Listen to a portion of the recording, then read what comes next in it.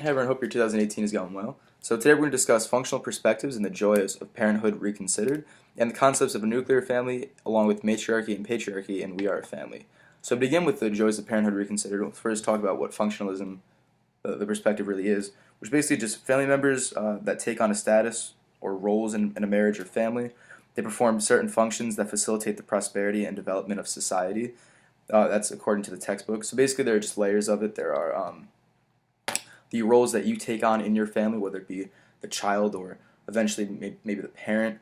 There are roles assigned to these positions, and they function all together. They incorporate all together to help stabilize the functional unit of the family, but also in society as well as one whole unit. So the article really just talks about how having children is terrible for the most part. It's talking about how culturally we want to reinforce the concept of a nuclear family, and anything outside of that is just odd to us because that is the culture that we have been raised on. So again, it starts off the article saying that we feel sorry for and pity childless adults. It's difficult to have an emotionally fulfilling life through this perspective, which I feel like is kind of unfair, but yeah, that's what the article says. Um, it talks about how people that have never had children are just much happier than people that do have children. They're emotionally draining and exhausting. They cost a lot of money, up to $269,000 before college, to raise a child from birth to the age of 17. It just gets in the way of careers. Like it's just they just discourage it entirely. But toward the end of the article, it does bring back the functionalist point of view, how children provide a sense of immortality through a social identity, emotional connection. So they do serve a purpose, believe it or not. They fulfill human desires such as love and nurture. They can carry on family traditions. They can be a positive influence in that respect. It is considered the most important social bond in society.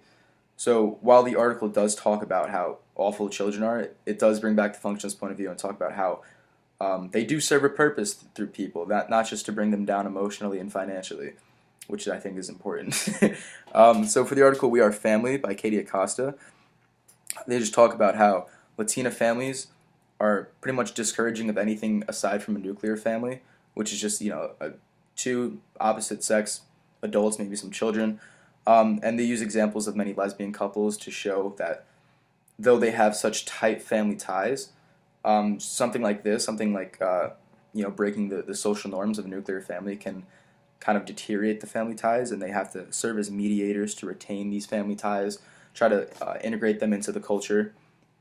And it's this matriarchy, which is basically like a system ruled by women, again with the lesbian couple serving as an example. It's especially discouraged because I feel like we grew up in a cultural patriarchy where, like, again, in the traditional nuclear family, like the man is like the head of the house, and if you're taking back from this tradition, yeah, like a lesbian couple may seem again like taboo possibly, and that's why they're discouraging it. So that is all I have for today. Thank you so much. Enjoy the rest of your day.